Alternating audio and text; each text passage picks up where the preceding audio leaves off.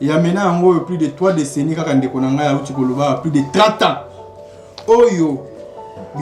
Ça matière sur la question sécurité. Ça matière na koki ko bimisa nyoso tout mais na zongi sa na molongo.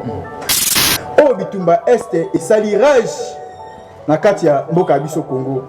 Oh même à cette époque leader na ya décidé azalaki moko ya ba député abandaki ko siéger na kati ya parlement a siéger na assemblée provinciale o asala kilelo ayeba ko sala bo sambulu pona ko pesa mwana mboka à l'époque Yandé Kimbutu a voix kwa bima gouverneur la ville ya Kinshasa mwana mboka Félix Antoine Tshisekedi aye mutu abani makambo STT aye ko kuta yango na akoyebisa ke à l'époque de Kabila il y avait au moins 168 troupes de terroristes.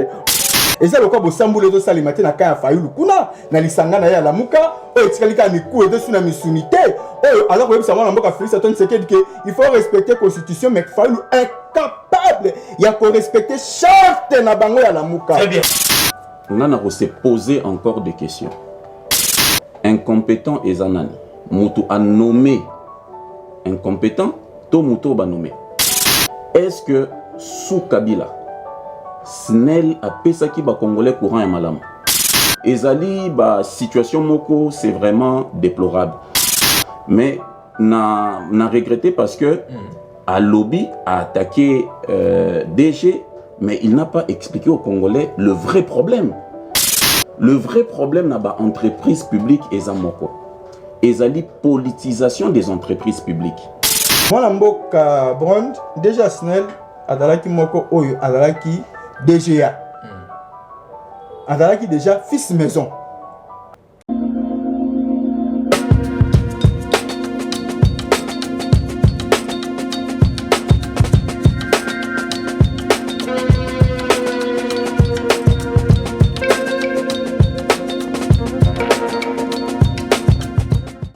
Bote balandi ya bomoko télévision et c'est ngoko ba ki bozali ebele na bitando ike bozali kolanda pe kota l'émission na bino bomoko na ekolo 3e journée il y a Ligue des Champions bomoko na ekolo émission à peuple congolais. Merci na confiance bozali ko sala biso bisika nyonso bozali kolanda biso na mabele ya Congo pe libanda ya mabele ya Congo. Tozali ba Congolais, tozali bomoko, to défendre mabele na biso ya Congo, to bengango RDC, talatina, maman na likambu ya mission to bengango bomoko na ekolo, auto sensera ba Congolais nyoso, ozala opposition, ozala la majorité, ozala la société civile, to yaka apona ko kabola makanisi ko pesa point de vue na bango, ba yebani nezali koleka na kati ya monde politique sur tout le plan bandeko tozara na bango awa ba kabola makanisi. Na pesi mbote na équipe technique pe na administration mobimba bomoko télévision, bisikana so bozolanda biso en direct awa na Kinshasa. Pe merci na confiance aux salutations de téléspectateurs. Tozolo be la peuple, population. Ce que monsieur ça la magasin émission à population, émission à peuple. Peuple lingara ayeba yango to tchango bomoko na ekolo émission débat na lingala ba français le bami mingi na mboka na biso Congo conscient comment na français peuple muso azo comprendre ba lobi nini article boy alinéa boy et aussi la confusion yango to zo ba crème de crème ba to maele ba ba zo diriger pe ba diriger Congo lobi to na plateau to limbola yango na monoko oyo même mutote ka bite écoute ku mutote ka nguba mutote ka mai Pati Malanga leka na télévision Mukina leka ki Christian Temete maloba ki boy maramonde za boy yango to benga ngonyoso bomoko na ekolo tokolobela quelques minutes wana kozala mo biscuit tokolobela suspension à DG Sinel Fabrice Lusinde ndenge ba suspendre pas même 6 mois torobeta lisolo yango tokoloba lisolo ya délimitation ba frontière na biso par rapport à propos ya mwana mboka Paul Kagame alobi et puis tolobela question sécuritaire na kati ya mboka tozanga te tolobela débloquer esalami na kati ya mboka na biso bloc à Lubumbashi na bloc à Union Sacrée avenir ni peuple congolais azela na kati ya makambo wana c'est très important na kati ya mboka na biso Congo yango la bengisi banganga maele nazali na mwana mboka Pati Malanga ye azali coordonnateur ya ba communicateur na kati ya Union Sacrée azali ko soutenir pe makanisi ya mokonzi ya mboka chef de l'état Félix Antoine Tshisekedi Chilombo mbote mwana mboka Pati Malanga. Oui, mbote mingi mwana mboka Brod mbote na ba co-débatteur ba sotongi na mwana nzela etanduke mbote na ba kongomani ba kolanda biso bipai na bipai sans oublier bande ko biso ba ingeli ngambo ya est kuna bisika kimi ezalite ki pour le kabuturo ko la moi pe na pesi mbote na famille politique na ngai sans oublier excellence Élysée Bokomona pe mokako solongo nya tata mokonzi ekolo mona mboka Félix Antoine Tshisekedi Tshilombo oya kolala pondite butulo kwa moya kolobele kimia ebana koingela omonyelema ekola biso Kongo. Merci Pati Malanga, tozali pena mwana mboka mukina désormais azui teni ya mosala ya koleka na ba plateau nyonso pona kolakisa symbole ya mosala ya azali ya parti chérie ya mwana mboka Martin Fayulu azali cadre kuna mbote mwana mboka mukina. Mbote journaliste Munene Bron lelo ba congolais ba benga inga de partout. Bon bien félicité parce que monsieur les a suivi. On a profité pe na pesi ba co-débatteur na ngambote. Na linka kana rebondir muke na likambo ndeko nanga parti Malanga lobby qui n'est adé na partie est de la République. Ça prouve à suffisance que gestion na bango eza défaillante parce que si réellement depuis 2019 si lelo 2023 ba salaki musala malamu pour na bonheur ya peuple congolais mais lelo angaki aloba que parti est kimi ezongi ba oyo ba kimaki bazongi na ba village na bango et moko otso lo bango wa que kimi ezate cela veut dire ba échouer lamentablement à cause cité à lobby bosolo parce que rapport ya Nations Unies et bimaki je crois hier à koko consulter yango sur internet ba lobby na Ituri il y a de cela 2 semaines, on a enregistré plus de 150 morts. M23 Zoboma, ADF Zoboma, Naïtour Eza M23, M23 dans la partie nord, mais Naïtour Ezali ADF, dans le groupe Misusu, Bambororo, Bazoboma. Donc, dans 2 semaines, on a mis plus de 150 Congolais. Tu as évité Titokoma, mois de décembre 2023, tu as compté combien de victimes à cause il y a incompétence, il y a régime Oyo.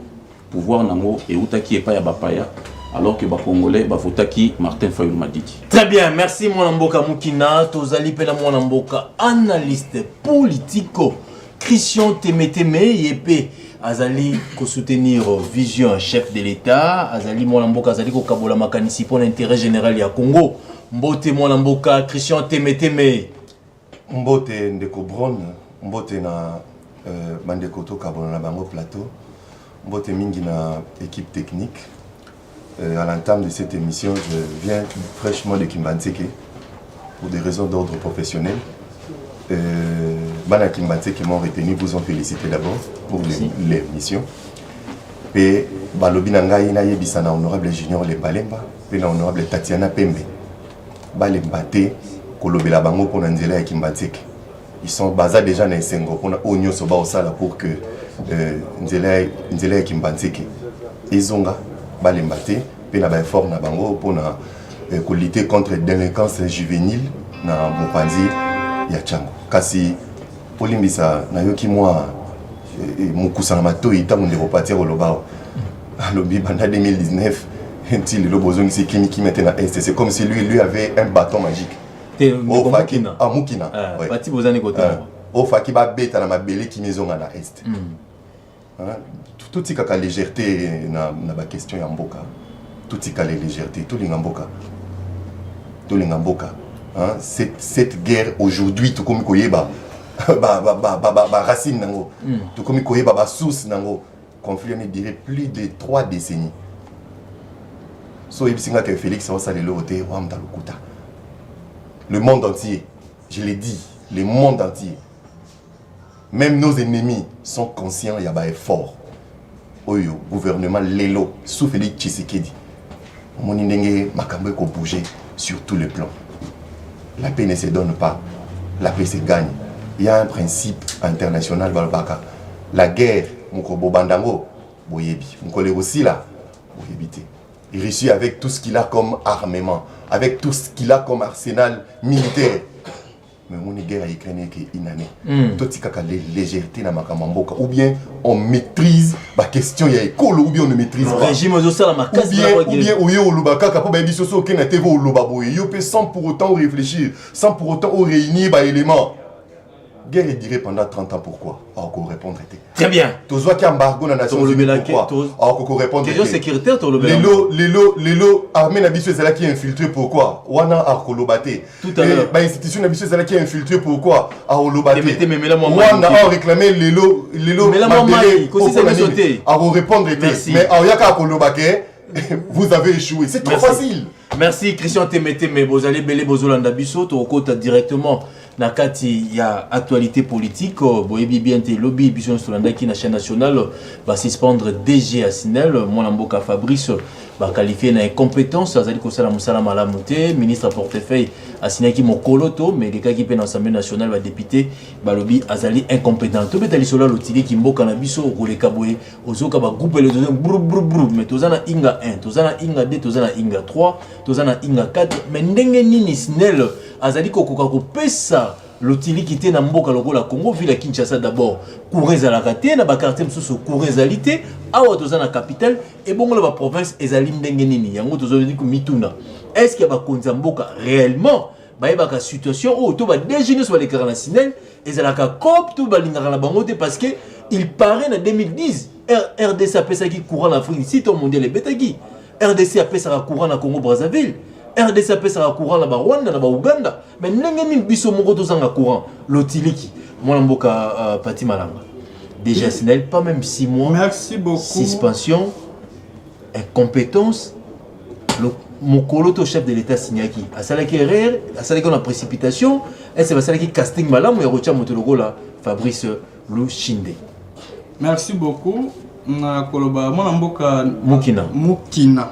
Cadre na ICD. Merci beaucoup. Mwana mboka Mukina na mon parole a beaucoup attaqué ngai beaucoup plus na mamba est à lobby à niveau à partir c'était à côté de sa gestion ya mwana mboka Félix Antoine Tshisekedi des alliés défaillants. À lobby qui est échoué lamentablement sans pour autant tenir compte de la réalité au surtout côté d'Amboka. Il y a un avant la côte na mutuna na ona citation il y a déjà Asinel au bauti côté ya Mopanzi alinga kina meka un peu kolongola moi bo sambulu insanité on de ko mukina lobby il y a maintenant en plus de 3 décennies quand ndeko na ngai auti koloba plus de 30 ans oyo. Mais on va sur la question c'est que nakoki kobimisa nyonso tout mais nazongisa na molongo o bitumba este et salirage na kati ya mboka biso Congo oyo même à cette époque leader na ya décidé azalaki moko ya ba député abandaki ko siéger na kati ya parlement a siéger na assemblée provinciale o asala kilelo ayeba na kosala bo sambulu pour na kopesa mwana mboka à l'époque Yandé Kimbutu a voix pour bima gouverneur à ville à Kinshasa au détriment ya opposant oyo azalaka farouche na kati ya ville à Kinshasa à l'époque Ada Bombole aza même modèle te leader na ye pe aye ko siéger comme député national nini oyo apporté pour mamba est bitumba ça date pas d'aujourd'hui moi mboka Félix Antoine Tshisekedi aye mutu abani makambo est aye ko kuta yango na ko yebisa ke à l'époque de Kabila il y avait au moins 168 troupes de terroristes oyo bandaki coopérer na est lelo etikali combien ceux qui m'ont envoyé Félix Antoine Tshisekedi a le côté et Tikali a kotanga mokomi bale mais ça tout à l'époque de Kabila et bino bozalaki ko siéger na kati ya parlement wana yebisa ngai mosolo boni o botiaki na mapinga botiaki so plus de 100 millions de dollars mais moi on va Félix Antoine Tshisekedi aye merci beaucoup yokuta lobi yango ndakutu na lobi ebele ye ya confirmer nga que 40 millions mais moi on va Félix a prêté serment le 19 janvier 2000 le 24 janvier 2019 tas de quelques mois à commission on a 400 millions. Et le loi de programmation militaire, tout au plus de 1,6 milliard de dollars. Oh, tu as ça le maté. Le budget d'1 milliard de dollars à la disposition armée. Oh, tu as ça le maté. Politique nationale de défense, c'est ça là. Les autres comme la politique nationale de défense, grâce à mon ambassade Félix Antoine Tshisekedi, na Rwanda, comme une récession économique. À cause il y a état de siège. Oh, tu as même pas na Rwanda. Les gens ont récupéré que non, faire de ça récupérer la zone de Belé, ce qu'on évite. Les gens ont procédé, ils ont il y a des avancées très significatives. Na ko yebisa ke non biloko mususu tango la koloba yango il faut ko yeba ko sala ba paramètres nyonso bitumba oyo faut ko tuna provenance na yango ezali wapi lelo oyo mwana mboka Félix Antoine Tshisekedi abimisi bo sambulu ya ba pays voisins lokola Rwanda y compris na communauté internationale o bana ko mibomba na sima ya makambo merci ezali pe na ko betete belé na ko yebisa grâce à état de siège nino ya porter pe na ba avancer mususu lelo na makambo itali Kagame yake ne ko bisa bilobal bana beni pas même 6 mois mwana mboka Brand déjà Snell azalaki moko oyo azalaki DGA azalaki déjà fils maison tango batali eta ki fils maison ba pesi ngolu wana ayeba na komata ko titulaire comme DG ce n'est pas mauvais mais na wesa le loyer musala mona tanyo soyo atikali moko bakeli mibeko ba constater que au peuple asa kozela ba moni yango epai na été et non seulement comment na yango tango ba interpeller ba ko tuna e mituna au moment que façon asa ko répondre avec audace comme si rien n'était azana à l'aise comme ça mon qui le cas à protéger la bâtiment ko so ngol pakala ndio na pouvoir mona mboka Félix Antoine Tshisekedi e ko bomba mututi ata ba pesi e bonga ya nani mais ce que ko tamo na molongo te ko lensa volontaire peuple congolais ce que c'est ni batia libanda ba gotia libanda ndenge mo pe ministre économie o ya saka bosambuli liboso ya ba Congo man asuka ko za libanda ye pe ba bisa je sa musalo ndenge longo bani ye batune ni nza ko sala ke to mon avancement te na makambo te lotiliki ye ala ko loba ke non to constater ba faille ba fait mais tango constater ba faille wana pesa solution. On constate la faille, mais on est capable de couper sa solution. Il y a un qui qui avec capacité à constater quand il a et capacité notoire, et capacité à outrance. Bah le but plus question. Il faut ça ni obima. Ne ba bimisi c'est ça la voie démocratique. Et ça le quoi bosambule to sali matin na kaya fayulu kuna na lisanga na ya la muka o etikalika miku et dessus na misunité o alors que ça mona mboka Félix Antoine Tshisekedi que il faut respecter constitution mais fayulu incapable il y a ko respecter charte na bango ya la muka très bientôt o le lobo bimisi bo sambulu na ye bo joba bo sambulu ne bimi na miso ya ndeko muzitu le bi non ye muzitu a révoqué muzitu a révoqué la commis à Zubatom ce qui tangi na ba disposition charte balobi que muzitu alobi en clair autant na ba disposition charte na bo mona que no fayulu a sali violation en outrance très bien pour na ba intérêt na moko égoïste et personnel. Merci. Moi, je suis dans 2 minutes. Je vais ramasser par rapport à la suspension à DG Sinel. Ça n'est pas même 6 mois. Moi, je suis Fabrice. Est-ce qu'il va qualifier les compétences? Ça va solutionner la population. Pour réalité, la Kinshasa, depuis la province, pour réalité, Balobi était azali incompétent pour diriger ce système de la Sinel. Mais quand tu nous alignes? Bon, c'est une très bonne question, mais on a se poser encore des questions. Incompétent et zanani. Moutou a nommé incompétent, to moutou ba nommé. Parce que, oyo qui est bien à Walobi que Moutou a zaka déjà DGA Yasnel. Est-ce que sous Kabila, Snel a pesaki ba Congolais courant et malam? Non. Ba Congolais va bande toujours qu'on souffrir d'un problème à courant. Très bien. La société est gérée par le DG et son adjoint DGA. Parce que DGA a joué rôle de adjoint. Donc, DG wana azalaki déjà na kati ya gestion. Mais pourquoi les lobino boye pour na ko bongo la makam? Parce qu'à l'époque, bolobayi que électricité zaki bien té, maïs zaki bien té, mais pourquoi les lo bo reconduire batu oyo ba nyokoli peuple congolais durant 18 ans? Très bien. Voilà pourquoi au début na lobby incompétent ezali nani? Incompétent o ba nommé, yende réellement za incompétent, to oyo a nommé nda za incompétent. Parce que ba DG bazaka nommé na ordonnance. Quand au dossier recommandation et outils quelque part ayé, mais il y a toute une équipe autour de l'institution président, bien que Félix a un président nommé, c'est un président de fait, mais au moins il a toute une équipe où il pour analyser, passer, il y a candidat, parcours professionnel naé, mais tant que vous nommez après bozolo balelo as incompétent, mais vous êtes dans la contradiction, hein? Na français le bomaka oxymore veut dire que ozolo balikambu yomo ozosa la même chose.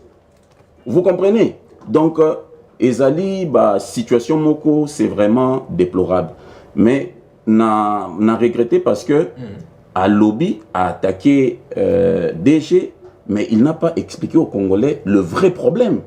Le vrai problème n'a pas entreprise publique et zamoko. Ezali politisation des entreprises publiques. Parce que Bino Boche Moutou, peut-être à non qualifié, peut-être méritocratie zate. Aye bine makambo wanate, ou peut-être pas à qualifié, mais le ko la ba recommandé aza obligé ceux qui azo sala musala azwa une partie à ba recette azongi sa na partie politique et recommanda qui est. Donc ba entreprise publique lelo et comme ba vache laitière yaba parti politique. Veut dire que Air ministre à portefeuille à côté, c'est lui qui gère les entreprises publiques. Azui a recommandé Moutou. Moutou a redevable na ministre à portefeuille. Voilà exactement. Ozune Tikaya Snel par exemple. Snel est allé Société Nationale, ils ont créé le 16 mai 1970. En 1972, va construire Inga 1. En 1982, donc 10 ans après, va construire Inga 2. Mais des centrales hydroélectriques, et ça en réalité a la capacité à produire 1777 kW. Vous comprenez? Il y a puissance. Mais les lots Oyo, Inga 1, Inga 2, et ça produire 1000 watts de puissance. Et dans 1000 watts, baza ko utiliser 30% de la capacité à 1000 watts. Pourquoi? Parce que baza na problème, il y a entretien. Inga 1, Inga 2, entretien à la raté. Entretien ko entretien et ko na mbongo na ba recette au sinel azosala. Mais ba recette sinel azosala azali ko zong c'est on a ba parti politique à l'époque à Tundu azaki PCA o lelo bayambie na mabuga ya kufungwama. Nayoki kutu kiazoko ma conseiller Félix Tshisekedi, vous comprenez? Veut dire que à Tundu azalaki PCA, il y a Snell, DG zalaki ya sokinani DG zalaki muto bango ba nommé o balongo lilelo. Ba gérer bien té Snell. Ba recette à Snell les okota, bazo chango na PPRD. Ba manifestation no subando mo na PPRD. Exact, ezalaki ba mbongo, ezalaki ba mbongo ya Snell, ba mbonga ba régie des eaux, ba mbonga ba entreprise. Veut dire que ba mbongo wana au lieu ba renouveler ba équipement, veut dire ba câble, ba tuyau, tout ça, ba ça la rangote. Yep sanga siko belge aye, a salibino société, ba même câble, yozali mopandi sango. Tovanda rabisonyo tout na quartier. Yebi sanga ingonga ninyo mona Snell aye, a changé ba câble, a changé transfo, a changé nini babenga disjoncteur. Tout veut dire que les lots qui câble à Snell les iki, il faut battre Snell, agent ya Snell, baya ko yebi sa battre quartier, beau cotiser bambong. Alors que consommateur a foutre déjà facture. Donc s'il vous plaît, à l'objet de la lobby l'autre, moi je donne de la matière. S'il vous plaît, problème ezali au niveau il y a entretien. Problème ezali au niveau il y a politisation, il y a entreprise publique. Très bien. Donc pour les lots problème autozanango, parce que toucher Snell, pour les lots ici là, il faut tout dépolitiser l'entreprise publique. Moto agoya comme DG à PCA, bazala batumoko bazana main liété. Bazona pour nara ko sala musala recommander de la partie politique. Exact, ko desservir population. Soki to résoudre problème wanate. Diagnostic et salami bien té, ba ko changer autant de DG, ba problème wane ko sala. Très bien. Peut-être que DG wana zala qui aliga peut-être a changé habitude. Mais local là il peut ba recommander qui est ba imposer le même système. Il est pas besoin que ça feedback. Maintenant na quatre union ça qui il y a aussi un problème de leadership. Peut-être Moutou Oyo, peut-être Moutou Moko Alingaki, non. Peut-être que Moutou Moko Alingaki a Longola, des Joana Chamoutunae, on ne sait pas. Très bien, voilà. Merci. Ah, Moukina Naminaro Mingi. Snell depuis 1970, Tilelo, traité de Salamate, câble Belge Vatika. Traité de Salamate, transfo Koutukolobate. Bon, on peut côté la caisse à l'État, ils vont servir dans la partie politique. Un petit exemple, le régime Akala, à l'objet PPRD, la régie des eaux. Il est témoin. À l'objet de Corona. Mais qui ne sait pas ça? C'est un secret de polichinelle. Qui ne sait pas ça? C'est une réalité. Fils maison Marocain Moussala, t'es pas même si moi, on va le Moussala. Bon, le problème à Snell, il faut qu'on circonscrive en Makami Balé. Il y a Liboso, la Snell, ce n'est pas une question d'homme. Et après, on a battu.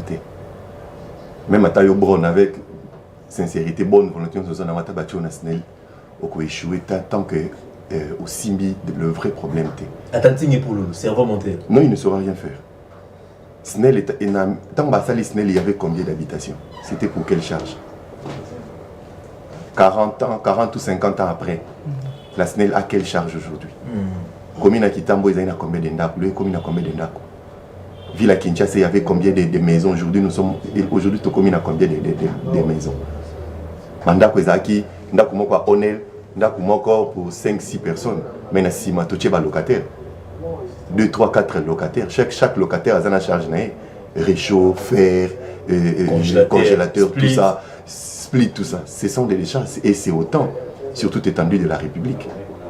Est-ce que c'est pour nous comprendre un mot, il faut qu'il y ait une université? Que Snell, il faut qu'on crée des lignes supplémentaires. Parce que la ligne Oizali, c'est depuis que charge Zalaki monqué. Il faut créer des lignes supplémentaires. Pour créer ma cabine Yassika. Pour décharger ma cabine Yakala. Très bien. Pour créer ma cabine Yassika aussi dans ma cité Yassika où il s'est créé. Et à ce moment, tu vas amortir. Quand le premier entretien, en tout cas, je ne pense pas. On a commis il y a 2 fois dans la vie. Les gens, ils travaillent matin, midi, soir. Inga. Je vis les turbines. Je vis les turbines.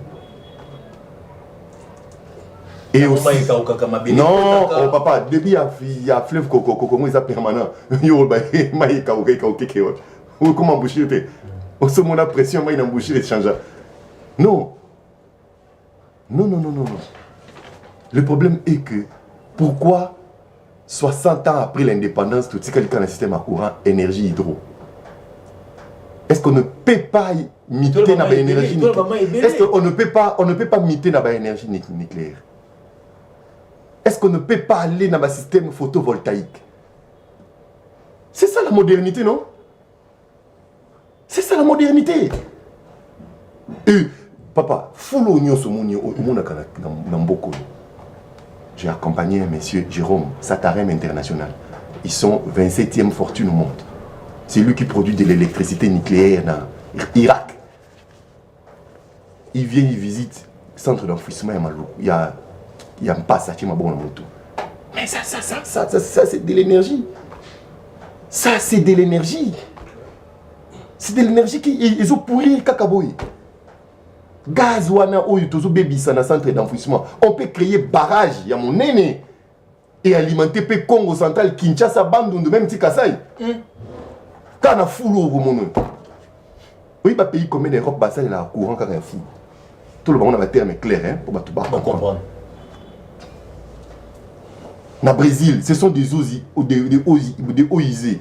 Maillot, le chocolat Pondo, maillot, tout ça, on crée, bah, ça, et ça produit de l'électricité. Quand vous partez en Chine, c'est plus du photovoltaïque. Nous avons l'équateur, non? Tout ça, un climat tropical. Est-ce que moi, il est aux abisso poto produit courant à travers du photovoltaïque? Est-ce que c'est ça? Est-ce que nos députés, au lieu de la députés, au lieu de la DG, parce que à Longo, c'est pas que hier, les lots ne pas pour résulter. On peut dire que rien n'a changé. Baronomé Moutoumousou. Parce que rien ne va changer. Est-ce qu'on ne peut pas miter par des solutions modernes? Surcharge des amants. Oui, mais est-ce que quand Lucas, ils ont un beau cité à quand Lucas, est-ce que quelqu'un porte un d'accord pour câble et à courant? Vous créez un barrage dans Bango. Il y a photovoltaïque. Vous savez, il y a panneaux solaires. C'est efficace dans le monde aujourd'hui, c'est ça. Est-ce que Air Boussali me passe? Fait bien d'accord courir et le aéroport qui me passe. Air Boulotir Maloukou, Air Boulotir Bou. Est-ce qu'il fallait qu'Abolo soit courant? Météo. Air Boussali, c'est ça. Air Tossali quartier GB. Est-ce qu'il fallait tout soit courant hydro? Il y a une surcharge. C'est ça. C'est ça. Très bien. On pouvait miter dans le courant avec l'énergie renouvelable. Nous en avons en excès. Est-ce qu'on ne peut pas miter? Il y a un tour de bande de combat sous comme il a une ménopause politique. Bon, Kende, botike la biso, ba jeune. Toye comment moderniser mon kili. Très bien. Bon, il y a trop bête la biso, mon air Lumumba te mandance, mais Lumumba est parti il y a combien d'années? Même au bout, tu es parti. Qu'est-ce qu'il faut pour tout ça? Barrage à énergie renouvelable. Qu'est-ce qu'il faut pour tout ça? Barrage à photovoltaïque. Merci, moi, Lamboka, Christian Témétémé, promotionner les problèmes d'individualité. Il y a des problèmes, il y a nouvelle technologie. Oui, nouvelle technologie. Il faut miter. Il faut miter. Il faut de l'ongwa. C'est le mot Lamboka, tout le monde là-bas. Il faut basculer. Mundela tongaka lemba wana lemba. Achaki famille à la 4 et 5. L'hôtel là banda ko belé. GB za la kate. Météo za la kate. Surcharge. Le tournoi pour moi fédère. Tout le monde a disjoncté. Oui. Disjoncté, sauter, c'est-à-dire il y a eu ce ça. Et l'autre côté, papa. Ah, olinga ko tout elo ngo changer ça. 089 52 66 986 vous allez belé vous autres la biso na émission bomoko na ekolo toujours de l'actualité boyebi ke lotili ke zali vie na biso mobimba to linga ka lotili ke zala pour permettre biso total la télévision to lamba la baricho to repasser mais lotili qui na ville à Kinshasa ils ont déjà passé. Ils allaient pas si déjà si chef de l'État à Salaki Mokolo ton ordonnance et Bimaki pas même 6 mois. Batali pas Bakeli Biloko Gazali incompétent, basé à Vandessier et puis lobby ministre à portefeuille a signé qui Mokanda pour la suspendre et tous autres côtés là tous autres jimélé mutu ya suka wa koko zong seka na mosala les alliés chef de l'État. Chef de l'État n'aime pas koko zong na mosala. Pas un an suspendi, mais a révoqué. Chef de l'État rota là, ba greffe na ebo regrouper ça moi conseil Rozonga, mais tous autres la total là, mais tout le bela Marambo Italie Congo. Pati Malanga. Né grandi à Kinshasa, aux alliés congolais. Autant d'hypoco, autant d'histoire, autant de géographie. Yambo cannabis au Congo. Est-ce que ma belle à Rwanda et alliés en Congo, selon le propos du président rwandais na Bénin, Paul Kagame, a vu ce qu'est sécurité dans la RDC parce que ma belle ndambo à Rwanda et alliés en Congo, et alliés en Ouganda, il y a un lobby ce que va passer ma belle wana Kimé Kokota. Ndeko Kagame a raison, toi en as tort. Il faut ma Belge, ma colonie, to bande la Kokabo l'Afrique, bah l'exception place ma belle Rwanda des alliés pour qui m'écoute en boca na biso sur le plan diplomatique, tout ça la ligne biso congolais. Merci beaucoup Ndeko Bron. Na kokota na musinda motuna nao mais na ko la molongola ma bio mususu oyo ndeko muki na lingia koti yango na mitwa ba Congomani aussi nontaki ba Congolais ba yebi déjà que non et si to leka ki déjà temps ya ba biloko wana ba vérité des urnes. Si tu les cas qui ont tout sur une étape, moi, je suis Félix Antoine Tshisekedi, Azala qui voté et élu officiellement. Azala qui voté par la population congolaise. Population n'est pas PC mandat. Population n'est pas qui choix. Ceux qui est na président na Martin Fayulu Azala ko la kwanga ya fioti matiti mingi parce que ba yi saka munene si ba pesa mu Congo. Ba comprendre que Azala ko la politique moko ya ancienneté. Politique moko ya ton ya kale si to leka yango. Bazaka su na ta kota la emisute o lelo atika ida eka lokola muku ata su sa musumi batika ko mema biso na ironie pe na hypocrisie nginga sala awa pour que même la congolais ko biso que non moi na mboka Félix Antoine Tshisekedi azali président nommé soki yende ba nomaka mais Félix ba voter par le peuple congolais yami balé tanga za ko loba que non entreprise publique ya mboka na biso le commis politisé tout consort mais aza sous-informé.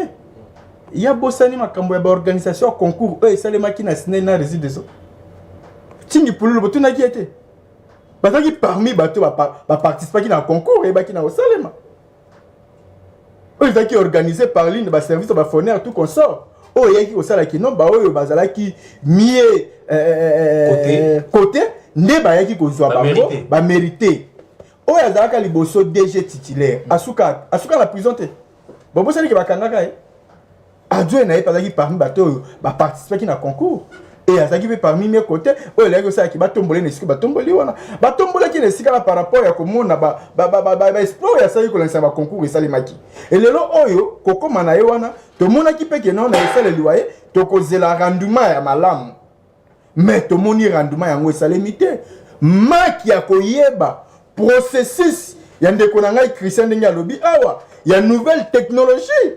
Oh, et ça dit que rendre un mauvais service. Oh, et ça dit que politiser l'entreprise publique. Non! Parce que depuis moi, Félix Antoine Tshisekedi a continué à pouvoir, na koyebisa ki na makambo etali lotili quand même, il y a un peu des avancées. Le lo barrage à Busanga na Kolozui. Est-ce que vous avez retenu compte na yangote? Le lo barrage à Luchacha na Kasai. Est-ce que vous avez retenu compte na yangote grâce à moi Félix Antoine Tshisekedi? Le lo quand Luka ezalaka éclairé. Grâce à moi, la Félix Antoine Tshisekedi, plus de 3000 familles à niveau à Kalouka, il va combien éclairé. Les réhabilitation, il y a Ingade. Oh, il y a au moins à peu près 3 machines à mineni. Oh, il y a qui fouti, oh, il y a qui sont en débandante. Les lots, grâce à moi, la Félix Antoine Tshisekedi, bah, celui de machine 9. Oh, bah, l'outil moyen pour placer en haut, la machine se béba qui, oh, l'aide de ces 4 matins, et qu'on aide, il se fait dans le processus. Les lots, il va transformer 9. Le corps va déclencher, c'est la monnaie. Il y a qui colle. C'est grâce à moi que Félix Antoine Tshisekedi. Les lois et pas la libenge kuna. Tout ça a plus de 50 ans. Tu vas aller comme l'autre qui depuis libenge salama. Merci de Kolangaï. En quelque sorte, tu peux. Moi, bola mouya moutou. Moi, il toujours entendu que. Attends, aux autres, ça, politique à la haine. Il y a qui mouté mali kundu. mais ça a rappelé moi na bolingo ya Congo parce que dans le yo kolinga kate nyoso kako critique parce que ya malamu pe ezali ya mabe ezanga kate mais malamu pe ezali moi na mboka mukina ça a rappelé congolais solo kolinga kate l'air moko oyeba kaka ko sala ba critique non ya on a dû comprendre que to comme un problème sérieux moi na mboka no Tiani aux gens a raison likambo ya loi Tiani vraiment fait sur place na mboko parce que tu comprendre que ba double nationalité ba saka ebele. Bon, merci beaucoup na likambo etali Maloba ya Kagame. Déclaration Kagame pour na biso dans non événement parce que pour na ngai na yebi que esprit ya Kagame ya ko occuper territoire congolais et banda le loté et ça depuis kala. Est-ce que tu yebi ba accord oh ya les accords de l'Émirat ba sala comment pour nani à cette époque-là ba signaler yango toujours pour na ko yeba na ko pesa accès na Kagame à une partie de terre et Kagame a pour la musaka masolo ba accord de l'Émirat. Mais pour la biso est-ce que biso to la déclaration Kagame pour tous à la disposition to ko la déclaration Kagame té tous a déjà prête ce qui ne Kagame a ko kanisaki tous dans un régime il y a Afdel PPRD il se trompe tous sur un régime on a to comme ce qu'on a régime dans mon mboka Félix Antoine Tshisekedi mais non oyoka ki ministre il y a communication et médias ndenge a réagi ça qui a réagi pour la kotalisa mon mboka Patrick Mouya a lobby clair a ABC qui pendant la conférence nationale de Berlin ça mène en 1885 au total la personne qui continue à Mozino comment on a que non RDC na Molayi na ye na Singawaye atikala koyiba a Tanzania nyane ya ndelo ike ya moto moko te tout autour ya ba pays nyonso o esangisi les 9 pays frontaliers au biso toza zinga na yango. Et ce qui est porté foye bande ki non bango bande kolokola ba Kagame wana mboka na Rwanda na mboka msola pembe na wana bango bazala problème sérieux na biso parce que une partie mabele na biso ne ekota epai na bango mais biso totikala jamais ko soit une partie mabele na bango pende ko Kagame fa banda koyeba na ko lire le sun du temps lelo grâce à politique moi na mboka Félix Antoine Tshisekedi ndeko mi kolobisa ndeko Kagame biloba loba parce que abanda ko loba même pas abanda ko ganga même pas. Mais les gens sont comme il fallait comprendre. Réagir. Non, mon amboka. Banoko ngolini ba belle pas réagir. Oh, mais tout dans la histoire noir sur blanc. To yebi comment est-ce que RDC na biso mobimba. Ils a constitué Kobanda nord, sud, est et ouest. Mutumoko bunga moté. Ba président ba français a respecté des accords. Yoka mon amboka brand. Ba président ba leka na Rwanda boni. Oyokana ni alobali kama belé ki RDC iba mabele. Très bien. Bepi à présent dans le Rwanda. Kaka lelo Kagame ya koloba yango, mais allez-y comprendre. Allez-y comprendre parce que nini azongi na bakor na ba signer à Bosambulu ya Molili ya Butu entre régime passé na betele bakor à l'Emera, na betele bakor il y a 2009. La betele bakor il y a 2012-2013 parce que qui alimente le M23 si ce n'est pas Kagame? Et c'est Kagame qui est derrière le M23 et ce qui est important pour Nabiso Abimi le long noir sur blanc pour Nakoye Bisabatuke c'est moi qui alimente le M23. Merci. Mais il va déjà que non biso tout un problème parce que to yebi ndelona limite ya Congo. Merci. Ce qui a koluka na biso ba problème wana to koluka moyen total ça que nous sommes la RDC le comme case oh à tel point que to koluka pe do Rwanda wana pour annexer ango et côté na Congo pour qu'il a comprendre que non ali o ya linya mabiso biso ko to sidika makasi ko le quand même. Merci mon amour mokino ki ndepati malanga lobi toza na problème te na Rwanda ba propos oyo Kagame lobi est concerné kaka yemo retali bisoté to yebi ata mabele mogote ya Rwanda bino décidé point de vue na mezani ni par rapport à propos tenus ya Kagame na Benin par rapport ya mabele na ezali awa na Congo et puis na Uganda ya ngonde ezali maman na likambo ya sécurité na RDC. Merci de répondre pour la question, mais na kokite ko répondre à la question na yo sans pour autant na sala toilettage parce que amoni ba propos moko ebimi awa ko embrouiller peuple mo moké. Omoni ndeko aussi longtemps que biso ba congolais to kozala ba hypocrite, to ko défendre ba individu. To kozala ba analyse pour to plaire na ba individu ndeko ngwe ko songa ka sima. Très bien. OK? Nde Congo oyo ekotika la ndenge ezaboye na soulevé problème à entretien na soulevé problème il y a politisation dans entreprise publique mais nde onanga aye azo soulevé problème il y a alobi eza problème à entretien té eza problème d'homme té donc politisation des entreprises publiques eza nango problème wana té ils ont des problèmes, il fallait qu'il papa. Est-ce que Oyebi pour ça la centrale électrique ndenga lobby wana a utilisé à lobby voltaïque nucléaire, Oyebi ça va coûter combien d'argent?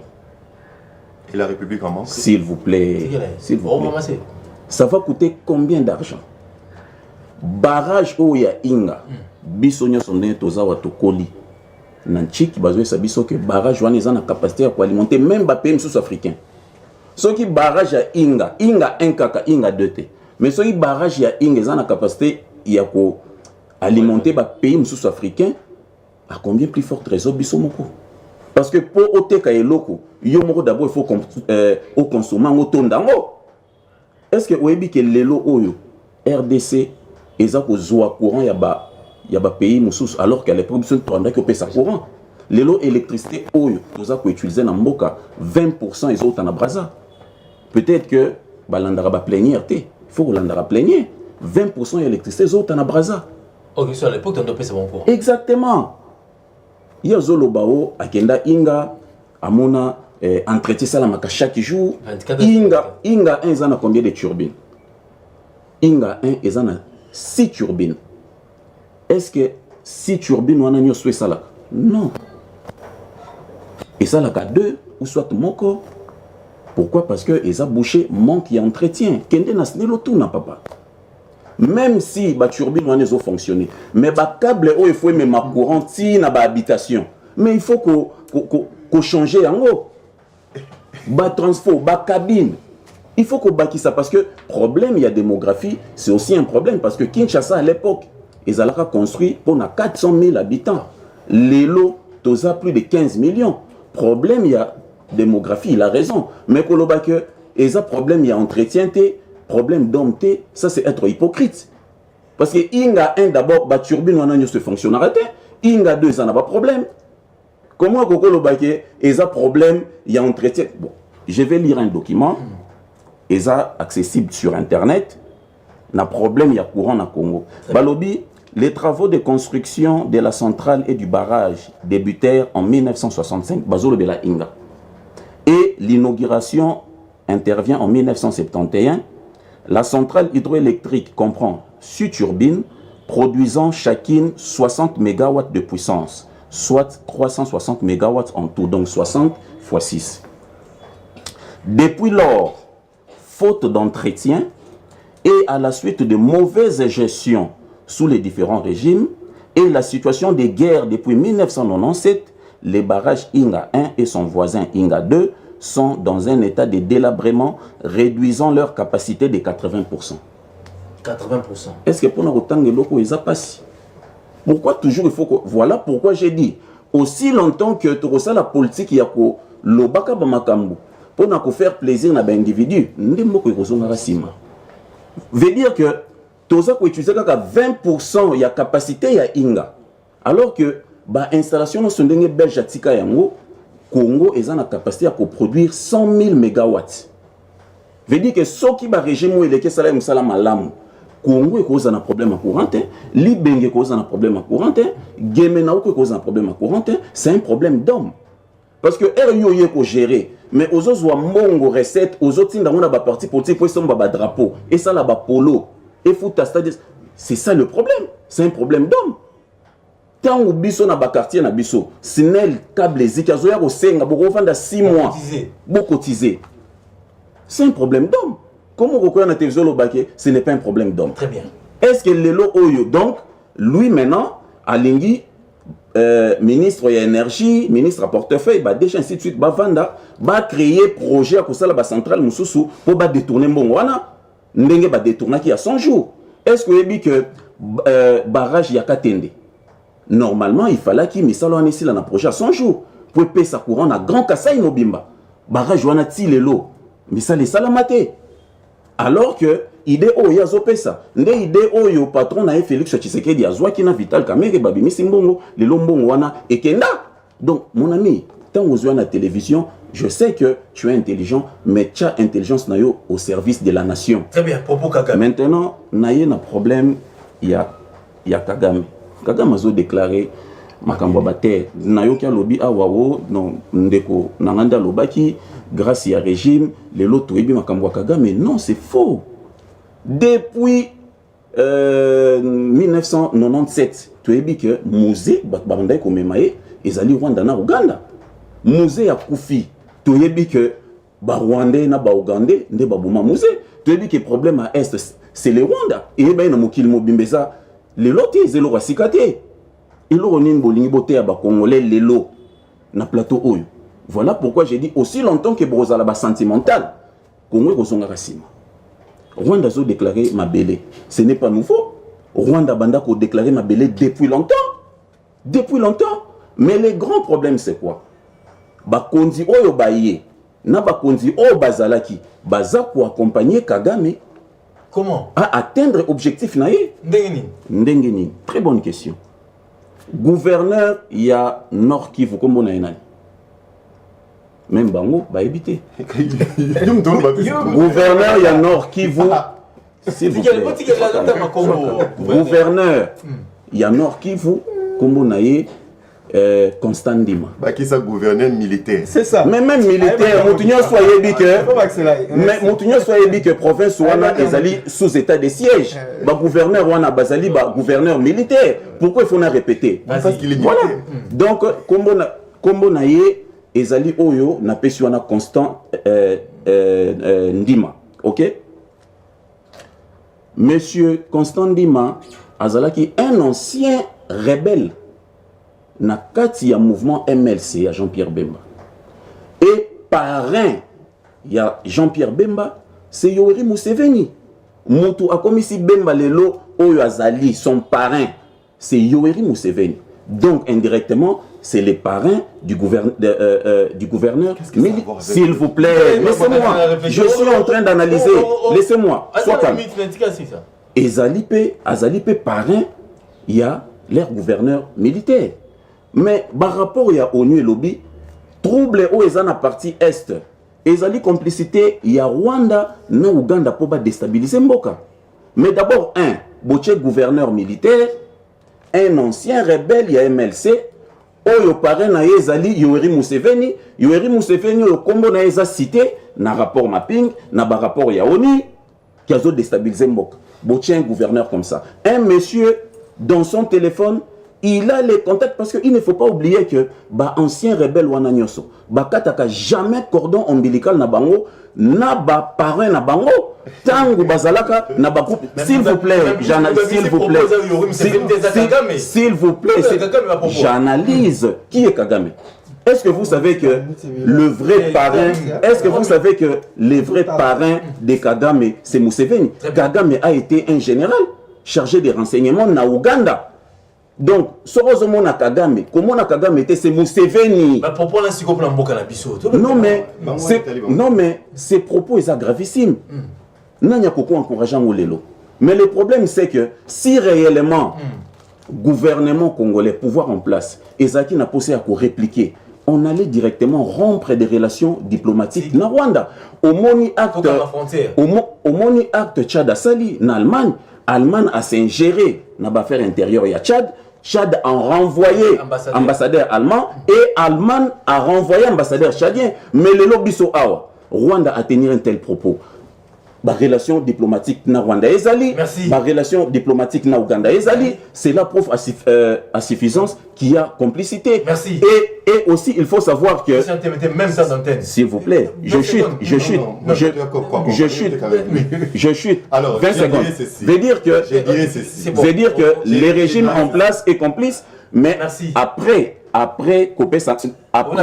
parole, n'a repris encore beaucoup des éléments qui vont confirmer que ces gens ici savent ce qui se passe dans la partie de la République. Mais aux Awati, aux s'attaquer à un individu, tu donnes quoi comme élément? Aux s'attaquer à un individu, au Fayoulou, au Boye, tu t'attaques aux individus. Tu n'analyses pas le problème.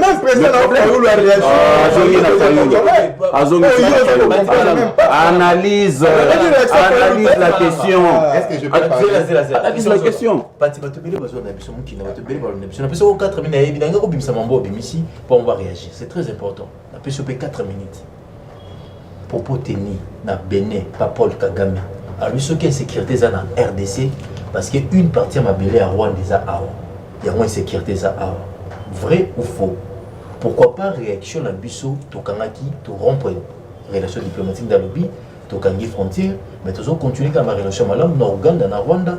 Est-ce qu'ils ont dit faiblesse au gouvernement à Bissau to mis toujours diplomatie au lieu de que des coups sur coups? Bon, na Obanda Boye, de quoi tangi document sans source, ni auteur, ni quoi. Mais fais tes recherches. Moi, je suis arrivé. Mais fais tes recherches. Je suis arrivé na Inga. Peut-être à mon nom Inga. Oh. Hein? Tant que comme bouché, est-ce qu'à mon profondeur, comment fleuve fungwa ma côté wana? Est-ce qu'il a vu ça? Moi, j'ai posé la question. C'est impressionnant, je vous dis. Bon, quand tu es dans le barrage à Inga, tu vois, attends, on va lever ça la tête, mais ça tourne. Turbine. Monsieur Soubakala, certains autres tournent, mais qui ne produisent pas. Mon cher, c'est impressionnant. J'ai posé la question, avec tout ça, pourquoi il y a des problèmes? Ils m'ont dit les 4 ici, et Koufi, cause il y a vétusté à matériel. On est parti à l'Obiawa, tu consommes 4 turbines, il y a 6 cas pour remplacer le vieux. Oh, c'est comme Kala et Koufi. Et ça, on a posé un entretien. Nous sommes en train de Koufa Bassalango entretien. On est où là? Basombi 4 pour pas déclasser, il y a 6 cas. Ce sont des ingénieurs, parce que quand vous arrivez là-bas, hein, c'est sous forme de visite guidée. On vous fait ma expliquer comment. Très bien. On me dit, et vieillir et baby. Il faut pas sombaya sika. Et j'ai été rejoint par parti qui dit, bah, tu consommes 4 et je confirme ça, parce que c'est l'information qui m'a été donnée. Na barrage, pas n'internet, pas na Google. Na barrage ya Inga. Nous sommes à l'ère de la modernité, nous attendons que tout le monde a V8. Les gens sont sur V8. Tout ça, quand on a TV, moko kala RT, OZRT.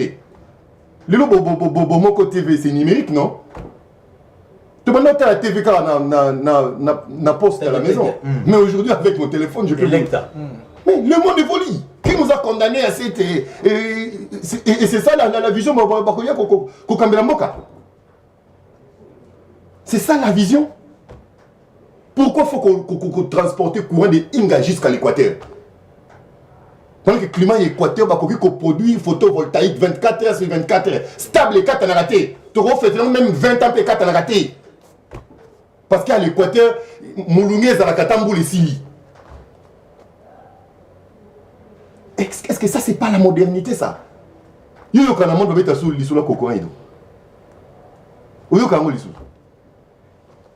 C'est l'énergie renouvelable aujourd'hui.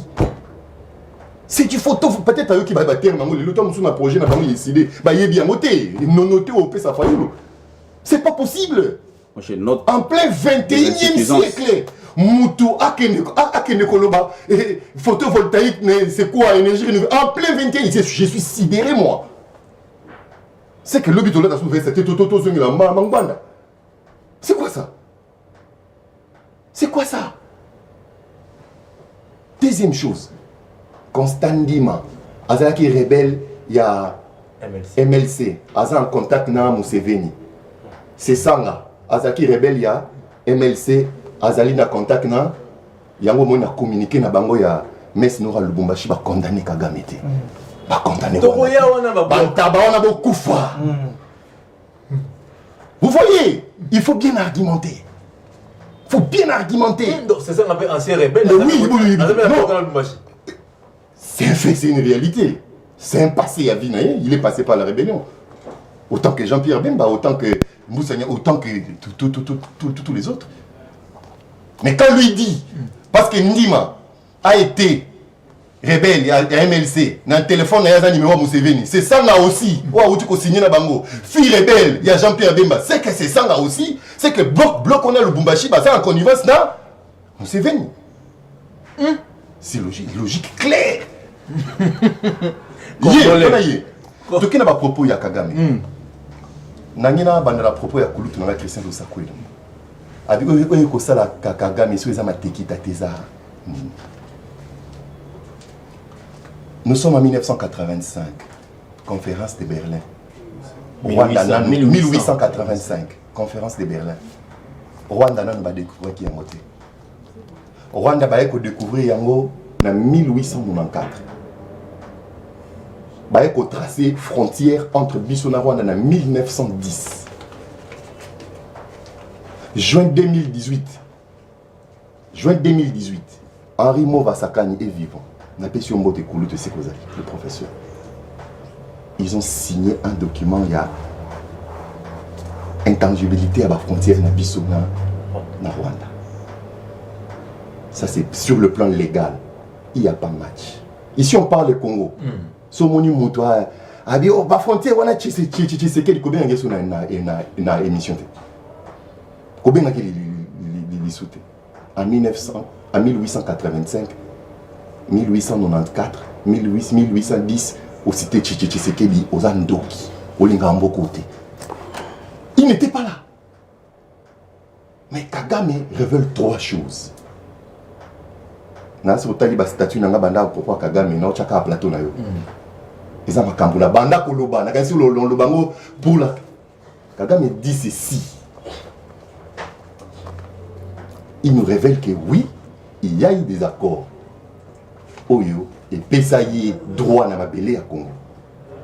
To benyango accord ya Lemera. Ce n'est pas un secret de polichinelle. Mboke Ozika, to ko kangamino côté. En grosso modo, accord de Lemera, Nord Kivu et le Sud Kivu appartient à Kigali. En échange, Mosé vient, tu vas chasser mon bout, on te donne les hommes, on te donne les armes, on te donne tous les moyens. Vous arrivez au pouvoir parce qu'il y a eu avec beaucoup d'incongruités. Mosé Azoaka a signé un accord et engagé un pays parce qu'il a rebelle. Mais conséquence de Mosé qui, quand il deviendra président, il doit rendre ce qu'il a signé. Il est devenu président. Qu'est-ce qu'il doit faire? Il devait rendre. Moke Ozika to Kamamino côté. Mosé Zone Pessa Nord qui vous qui va boinga. La guerre sera longue et la paix ne se donne, la paix se gagne. Vous avez ma prophétie dans le bassin dans le Barawan. Kagame bandi ko alimenter insécurité. Kagame et ses partenaires. To bombaté la France, l'Union européenne, la Grande-Bretagne. To bombaté to loba. Bandi ko alimenter est guerre na est ya mboka. To commune en 2009. Babi non. Au lieu de qu'on y a venir. Problème en Ouéza. On désigne un facilitateur ou une seconde au Bassanjo. C'est quoi le problème? A signer un habit sur le bac à Ropesa. Signer un habit sur le bac à Ropesa. Signer un habit sur le bac à Ropesa. Négociation évoluée. Vous signez accord. Basé accord à Lemera. Va présenter intelligemment pour nos peuple congolais. En 2009. Naissance, il y a M23 autour de Valélo. De ce côté, le président M23, tout n'a pas compris. Edouard Mwanga Chouchou. Les prisonniers. Côté Nabiso congolais, le ministre des Affaires étrangères Raymond Tshibanda Tunga Moulongo. Une seconde au bassin, je prends le document. Il regarde Raymond Tshibanda. Voulez-vous signer ces accords? Raymond Tshibanda dit oui. 3 fois. Il dit, il n'a pas déposé les papiers. Il a fait ça. Votre pays connaîtra beaucoup de problèmes. Une seconde au Basanjo, il est vivant. Ancien président. Raymond Tshibanda est vivant. C'est avec ça que CNDP branche non militaire politique, bah, il a institution. C'est ça l'histoire. Il y a un moment tu as comme un civil. Il y a un moment tu as comme sénateur, comme député, ainsi de suite. Il y a un moment parce que accord les amis mis ça tout le monde grosso modo. Il y a les bossos mixage, brassage. Il faut des militaires au Bazaki na M23, même le Rwandais va intégrer l'armée. Nous avons nommé Gilles Moutebousi, général Rwandais va nommer général A en Congo sur ordonnance. Contresigné par un premier ministre de Lamouka qui devient opposant. On arrête Gilles Moutebousi, on l'amène à la CPI, il vous brandit un passeport rwandais, je suis rwandais. Mais il a été nommé ici par ordonnance. Présidentielle. Parce que Yami Balé, il fallait céder une portion de terre. Yami ça fait que les Rwandais au Bazaki M23 va jouir dans les droits politiques comme des Congolais. S'il ne faut pas avoir de terre, il faut infiltrer les institutions. On arrive à 2012. Ça ne marche pas. C'est là où Kagame l'a évoqué dans ma propos. Insécurité, Mabélé. Mabélé. Il va intensifier l'insécurité. Félix Tshisekedi à 2009, il était qui? En 2012, il était qui? Au Kosité. Au Rébi, il faut que Mabena tango ennemi mokazo innocenté mutu yuri ngola tali kamali yete. Mutaboma ngai bon était mutaboma ngai parti. Il a dit kakabron. Il a dit cette histoire date d'avant que Félix Tshisekedi devient président. Ce qui va respecter comme Kambuna ngai avant. Mais insécurité. L'insécurité si là. C'est l'histoire. C'est l'histoire. Et t'es analyste tout ça la ligne. Lelo Oyo. Lelo Oyo. Je pousse. Oui, dans l'histoire monte. Le grande puissance, si vous avez sémé insécurité dans le monde, vous avez aussi ça. Au moment où on a Mali, les Français sont partis. Il faut le russe. Langue officielle,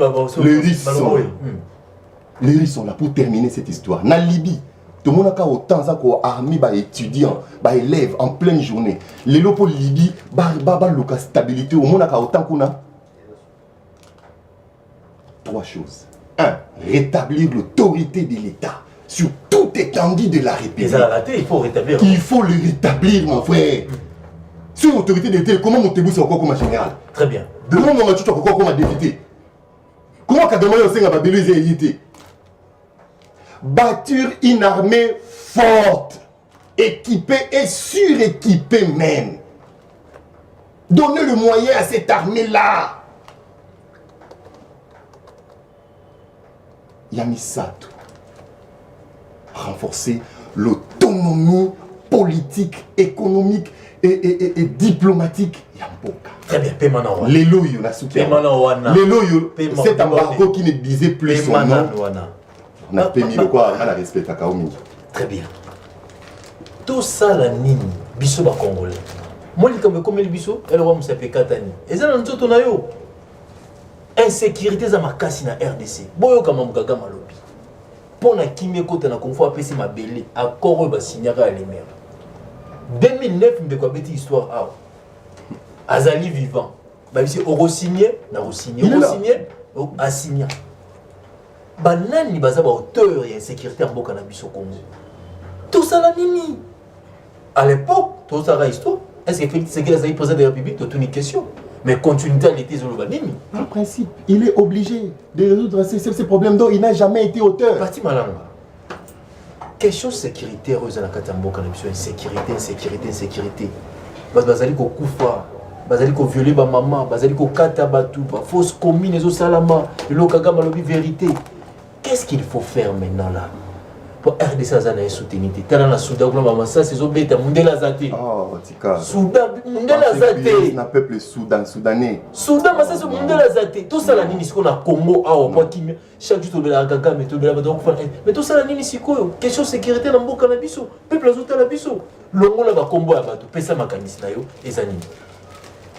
Merci Mwanamboka Brold. Likamba watia komba muteza na te. Likamondeza ya koloba source ya kombo ya tangi pona kozongisa yango na molongo pe kokena likambo isiki ezaleli. Kende na molongo. Et yango siko moni avant na kena molongo na kolongola kama biloko ya salito ya bimisi. Tango ye aza koloba ke complicité ezali na kati ya makambo yo entre RDC na Rwanda soki na Uganda. Mais na webi c'est que c'est la honte. Parce que tant on a autant de complicité, si il faut la banane yango bazali complice.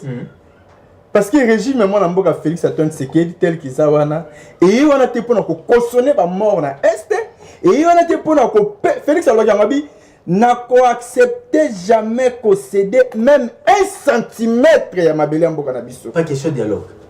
Mais toko dialoguer na ba sous-traitant. Les M23 sont les sous-traitants. To dialoguer le dit. Biso ko dialoguer na ba sous-traitant, toko dialoguer ndena ba kolo ba entreprise. Non avec les sous-traitants. Problème ya Congo et bandit l'iroti. Problème ya Congo et bandit d'abord depuis 1994. Après Oyokoya na 97, na entrée à Afdel, Pelelo Oyokoya na Bandekoya Kabili. Très bien. Coalition, coopération, Afdel, PPRD. Ba memel biso occupation. Ba memel biso trahison na infiltration. Biloko misato. Oyo souci na yango ezalaki nini? Ba mema biso na balkanisation ya Congo. Très bien. Tango ba luki ko balkaniser Congo. Ba meki ba moni vraiment que non, baza ko kokate parce que le temps est révolu. Ba lui bon, le quoi tozo mekato kokate, to ki na ba on a procédure ya nini ya infiltration. Nde omoni ba koti la ki so infiltration na armée, na ba service à renseignement à sécurité, na administration et la politique à Congo. À tel point que tu as reçu la secrétaire dans Mboka Oyo. Nous avons eu des chefs d'état-major général rwandais dans Mboka comme de James Kabarebe, on a un ministre de la défense de Rwanda. C'est trop grave. Et tu as ça les matés. Nous avons eu des ministres des affaires étrangères dans Mboka Oyo rwandais, des pères et des mères. Bizimakara. Nous avons eu des généraux dans Mboka avec 4 étoiles rwandais. Bosco Tanganda. Bakanga na CPI kuna na kansa kia kusama na lingala na Swahili bien na français ou non na kusama na Kinyarwanda.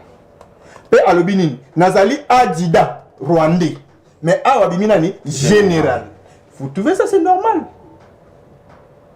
Ozu lokola batu lokola ba kunda batware. Lelo il y a à peu près 36 officiers. Il y a biso ba rejoindre ka M23. Ce qu'on a mis ba ba nationalité ni. Rwanda c'est normal, c'est clair. De trahison autour na yango, infiltration oyo, c'est du sérieux. Tant on découvre web sangai que to rompre relation diplomatique, tout ça la bitumba a yebi politique tatika. Tout ça prêt ça. Atika pa na ndako. Bon mais biso lokwa léopard hein. Vous préparez léopard hein. Léopard a bongani na makambo tete, akena coup d'Afrique to gagner. Donc ko pour la tête, to ça. Tout a tellement de chance. Peut-être tu aurais dit awa. Non, bitumba ba diembela raté. Très bien. Ce qui est baby et simbi et simbi. Pour vaincre la guerre, il y a 3 options. 1. Option diplomatique. Option communicationnelle et option de guerre. Na RDC ni nezo simba. Et na minicho option diplomatique, c'est au top. Ce que moi igno se batamaki lelo bimi. C'est grâce à option diplomatique. Ma ignoso e batamaka. Lelo et bimi au effort. Oh, même le leader na Fayulu a condamné Kagame. Mais yo kayi lelo aza ko mema biso na ba futility. Au moment où Fayulu a condamné à comprendre. Dans la lika moment to ke na malbamo na mboka Félix Antoine Tshisekedi appelle à la mobilisation générale. Na moment où appel à la mobilisation générale. Tous à la unis comme un seul homme. Biso nyonso derrière tata mokonzi ekolo mwana mboka Félix Antoine Tshisekedi. Parce que ce qui est baby awa et vous allez opposant et vous allez pouvoir te et vous allez sur congolais. Ce qui est India awa et vous allez te muto opposer c'est des solutions pour l'insécurité reste. Problème est zawana. Il y a liboso. Il faut tout luka d'abord moyen. Il y a kozwa les devant na o etali mapinga na biso. Cela veut dire il faut ya koyeba na ko entretenir armée na biso. Réformer ça les morceaux de notre armée. Pour que toyeba na ko bimisa ba brebis galaises nano ba mitema likundu. Bazala mopanzi, bana mboka bazwa contrôle na possession. Mais ils attendent, ils ont 5 ans. Non, il y a des préalables. Et en plus de cela, baeba na ko équiper bango malamu. Baeba na ko augmenter salaire wa bango. Baeba na ko renforcer conscience na bango, morale na bango. Très bien. Pour que ba se sentir que bazali à l'aise afin que baeba ndeni ya kozo ba processus. Mais na procédure il y a diplomatie, la diplomatie ne tombera jamais. Très bien. Grâce à la diplomatie là ko sala que non, communauté internationale bazali complice. Oh mon Dieu, qu'on a fait ça tout le temps. Attendez France, Christian. Attendez France, Angleterre. Attendez Angleterre, attendez Grande-Bretagne. Tout le monde bangote. Bango wana batu bazali na sima ya nini ya Kagame. Merci. Et tant que diplomatie, on a Félix Antoine Okende et Koganga fait et Kobelela au effort pour que ça nini ezongi sabango na molongo. Mokina guerre eza solution té na moment où tous en route même sur le roi Léopard té ndemo na mboka lobi faut te préparer armée na biso tous prêter pour la guerre force na biso que la diplomatie toi qui na diplomatie question sécuritaire na est na mboka na biso pour ici la photo ça nini Mokina 3 minutes et puis tu es dans le dernier point pour toute cette émission. Tant que zolo ba diplomatie ils ont le seul moyen pour nous remettre fin à la guerre. Alors que son patron, qui est président de l'UDPS, Félix Tshisekedi, dit que la diplomatie a échoué. Vous êtes en contradiction avec votre patron. Parce que Yemoka dit que la diplomatie a échoué. Mais il y a une solution s'il vous plaît. Comment? Mais il y a que la diplomatie des moyens. Voilà. Donc, c'est contradictoire. Mais avant de répondre à une question, des solutions pour tenir la solution, nous avons balayer. Toujours problème, il y a hypocrisie. Ce que l'on dit, à lobby, infiltration bandine en 2009. C'est ce qu'il a dit dans ma CNDP. Je n'ai pas dit ça. Infiltration bandit quand? En quelle année? Yo, non. Dans mes minutes, okay. Pose-lui la question. Okay. Infiltration bandit à répondre et puis je réponds la parole. Non. Moi j'ai une question. Infiltration bandit en quelle année? Et je vais répondre. Dans 94. Opération turquoise. 94. Infiltration bandit en 94, opération turquoise. Donc infiltration n'a pas institution. Parce que lobby m'a envoyé institution. Opération n'a pas institution et bandit dans 94. C'est ça. Oh, Nico, mais infiltration aux Zoloba, tu t'en quel niveau? Infiltration aux Zoloba à quel niveau? Moi je sais pourquoi nous avons insisté. Infiltration à Zoloba. Infiltration n'a pas institution. Bandela. Je répète, en 2009, on signe les accords. J'ai parlé dans le contexte il y a 2009. Où on a brassé et on a mixé. Ok, c'est bon. Je réponds. Est-ce que brassage, mixage est bandit en 2009? S'il vous plaît, je sais pourquoi j'insiste là. Brassage, mixage est bandit en 2009. Brassage, mixage est bandit après les accords, il y a Sun City. Le 19 avril 2002. Tant où les belligérants, société civile, les partis politiques, n'a pouvoir à Kinshasa et qu'il y a Sun City, en Afrique du Sud, ils signé un accord. Et après, il y a une élection, armée à MLC, armée à RCD, armée à MLC KML, il y a un groupe qui a infiltré l'institution. Ce n'était pas en 2009. Est-ce que les Camerounais font un soin? Tant que vous signez l'accord, il y a Sun City, problème il y a Congo et s'il vous plaît, problème il y a Congo et Bandi en 2009. Il faut reculer. Problème il y a Congo et Bandi na Sun City. Tant que vous Vandi, Bazo Solola, Makambu ya sécurité. Joseph Kabila Bengi, Jean-Pierre Bemba.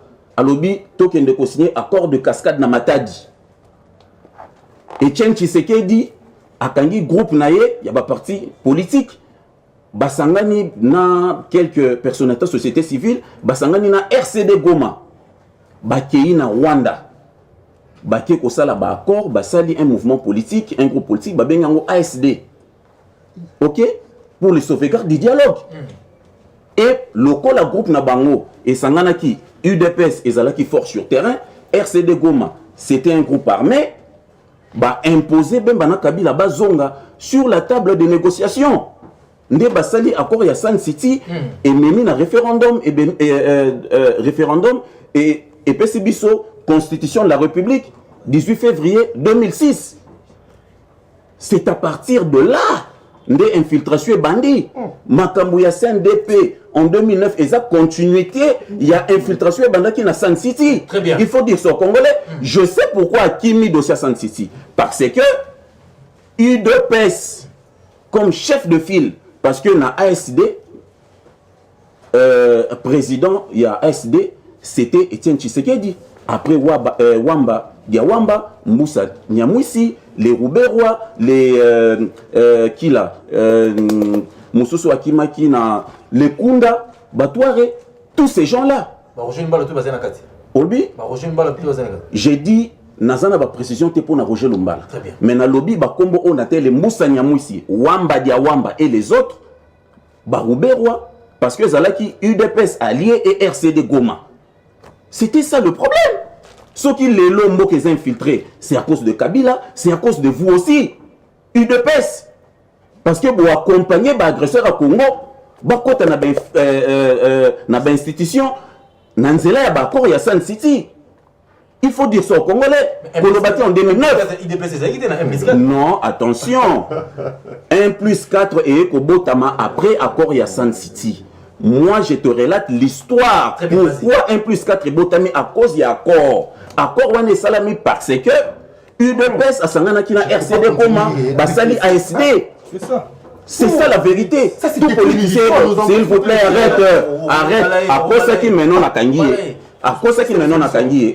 À cause ça qui maintenant a Kangi. Contredis-moi. Le politicien savent tout ça. Non, contredis okay. Oh, voilà. Contredire là que UDPS a Salaki a corps RCD Gomaté. Contredis-moi. Question sécuritaire pour la. S'il vous plaît, ils ont dit beaucoup de choses. Laissez-moi évoluer. Oh, 3 minutes, non, laissez-moi évoluer. À l'Obil Kamboa, il y a Mwanga Chuchu. S'il vous plaît. Combien de fois nous vous avons dit en 2009 qu'il fallait réformer les institutions? Voilà pourquoi Tosalaki proposition pour créer au Conseil des réformes institutionnelles. Parce qu'on savait qu'au sein il y a des institutions et ça n'a pas infiltré. Mais le Mwanga Chuchu qu'il cite aujourd'hui, moi je plains. Mwanga Chuchu à Koti a joué théâtre alors que maintenant il est pris au piège. Bazo joué Gena Mwanga Chuchu pour embrouiller la population. Mais Mwanga Chuchu était dans l'union sacrée. Mwanga Chuchu était le financier de l'union sacrée. Mwanga Chuchu kende salaba recherche au monde Mwanga Chuchu a été reçu. Na Mwanga Chuchu na communauté Tutsi. Je ne vais pas ici stigmatiser les Tutsi. Mais dans lobby, la communauté Tutsi, y compris Mwanga Chuchu, qui est le président de cette communauté, a été reçu. S'il vous plaît, arrête. Bokossi Belé. A été reçu par Félix Tshisekedi au palais de la Nation. Vous comprenez? Donc, beaucoup Saba Congolais, vous êtes complices. Azolo Balkamwa, diplomatie. Oh non, Tokoki, corrompre. Mais messieurs, diplomatie, c'est pas nabinote. Diplomatie, et où c'est pas occidentaux, et où c'est ailleurs. Ceux qui bangomoko bazo rompre la relation diplomatique n'a pas pays. Pourquoi vous, aujourd'hui, vous ne voulez pas rompre des relations diplomatiques? Vous êtes complice? Je vais rappeler une chose. Est-ce que vous avez dit que Kagame... Est-ce que vous avez dit que Kagame Azaki n'a projet à construire 300 maisons na Nirangongo en accord na pouvoir à Kinshasa? Si Kagame, s'il vous plaît, ce n'est pas mon histoire, c'est la réalité, c'est sur Internet. Kagame Touebaki, c'est un infiltré, Azana Posabater. Pourquoi vous avez signé un contrat avec lui pour que Kagame ait plus de 300 maisons dans Nirangongo? Ils ont encore signé, ils ont encore fait un accord pour que la police rwandaise aille sécuriser la population de Goma. Très bien. C'est toujours vous. Question de sécurité, est-ce que piste des solutions? Piste des solutions? Non, s'il vous plaît, arrête, monsieur, arrête. Piste de solutions. Pour na programme de gouvernance Nabiso, piste de solutions, ils ont mon côté, c'est belé. D'abord, le rétablissement d'un état de droit. Un état de droit, ils ont état oyo, constitution naba, règles sous respectées. Ok, l'état de droit c'est le respect de la loi. Mais ce qui est le bateau baboma ba congolais, nesi ba Moussa Nyamouisi ba Jean-Pierre Bemba, bobengi bango bopesi bango ba poste. Quel message vous lancez au groupe armé? Merci. C'est ça aussi le problème. Respect à la constitution et l'ini koloba motosoka bomi congolais bomi peuple, il faut azala pini conformément à la loi. Merci Moukina. Ah, débat, Congo. Chacun a un mécanisme. Ah, tout un temple de démocratie. N'a pas ça tout le temps loba. Mais ah, bah, fin raté. C'est un débat démocratique, émission pédagogique. Pour n'amboka na biso. Tout sauver ma belle. Brona koleka. Moukina koleka. Christian koleka. Patia koleka. Mais bana na biso. Histoire ni bazalon na Congo. Tala mungu nazo senga ma belle na mboka na biso. Tu bisa bana na bango ni. Pourquoi il y a des banques non? Attends la date de génération, comment il va m'appeler la banque? Biso peut dire que ça va la biso que non, tous ans m'appeler la Rwanda. C'est ça l'histoire. Pati Malanga, dernier tour à table. Parce que le directeur a programme a été Clémence à 5 minutes. Donc après, c'est Clémence à Souka. 2 minutes pour toucher ces émissions. Et M. Sil. Pati Malanga, le bloc est botani. Dans le Lubumbashi, tous à Moïse Katumbi, tous à Martin Fayulu, tous à Matata Pogno, tous à Sesanga, Docteur Mukwenga Boyne Makambongo. On ne peut pas entrer là-bas. Et puis, on a Kinshasa, tout le monde charte à l'Union Sacrée. Dans le bloc, nous sommes à venir, nous n'avons pas peuple congolais. Aussi longtemps, un secrétaire Zalambo Canabiso. Et puis, au Kolobanini, le 20 décembre 2023, s'il n'y aura pas des élections. Merci beaucoup. 2 minutes, respectez ta diateur pour moi. Na motuno tuni. Tango ndeko nanga mukina za koloba ke mwanga tutu qui financer l'Union Sacrée. Est-ce que hazo comprendre? Est-ce qu'il y a une provenance à Mwangatut? Aïbe sika Mwangatut a outi? À éviter. Ce qu'on éviter que les cas en étant de quitter pour distraire la population. Biso tant que tout ça l'Union Sacrée, tout ça qui appelle, na ba parti, na ba regroupement, na ba association, ça doit exister. Et Mwangatut a eu membre, il dépasse même. Oh, il y a moi j'ai dit Kazaki, membre Mwangatut, tout ceux qui ont qui la provenance à parti politique, na Songol Pakala, Italie, ou à leader à parti politique, na. Sauf que bateau et bomba comme Mwangatut, parce que leader naïe a député national. Il a siégé avec Mwangatut. Il a siégé avec Mwangatut. Vous avez fait appel au M23 ici. Ils ont parlé avec Mwangatut ici. M23 Loger Bango na Fleuve Congo. Ils ont parlé avec Mwangatut depuis longtemps. Leader naïe a siégé avec Mwangatut na parlement. Atikala jamais koloba yango. Atikala jamais kobimisa yango. Lelo au moins mboka Félix Antoine Tshisekedi à travers la service naïe. Et bimisi mabe na bo sambulu a Mwangatut.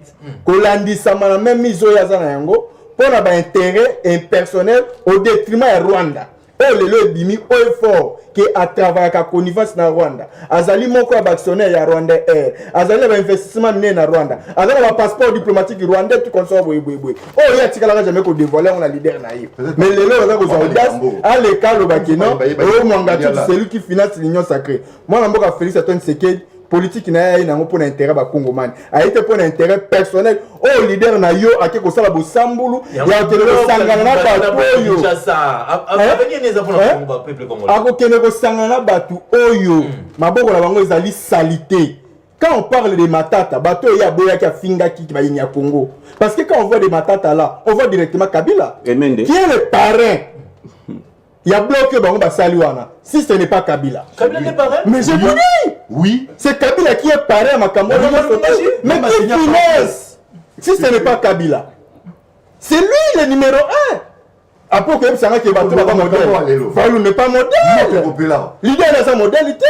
Asa complice du nombre de la belle mboka oyo mais ba kolonga mwana mboka Félix Antoine Tshisekedi parce que voilà Félix c'est allé voir changement pour la Congo man il y a même moni il est allé encore plus loin pour la Congo il fallait pas Félix ça va trouver ba bemba ba to ambusa nyamus parce que bazali bato ataki ki rébellion il fallait d'abord le canal jugement tout consort mais ça ba complicité abokena bokanga bemba kena na sapi na CP ya samba abeta plus de 10 ans abima lelo ba innocent ba ba innocent na makambo nyonso tout ce qui est bien noté lelo ndimi ko servir mboka yo moni yango mabe pour la koluka toujours kaka ba intérêt égoïste aux en détriment à Rwanda mais c'est par rapport au bloc mais non bloc na biso ezali bloc moko o eza kotambola na ba principe fondamental na ba valeur union sacrée ezali cadre moko spirituel mature autour des valeurs et des principes fondamentaux de la République qu'on a dit c'est la volonté à chef de l'État. Parce que quand on a union sacrée comme on a dit non, to fin d'ici mon boko na biso na intérêt à peuple congolais. On a dit ça la disposition nyo so obiso totier. So totier la disposition là parce que to yé wana ko servir mboka. Na ba disposition nyo surtout. C'est pour cela na ko bisa ndeko. Ceux qui bango ba yé ko bunga nzela parce que mon compris so ba sali wana ezali conglomérat ya ba traître pe ba inya Congo. Ba ko tika pe ko karaté ngi ba sa wana.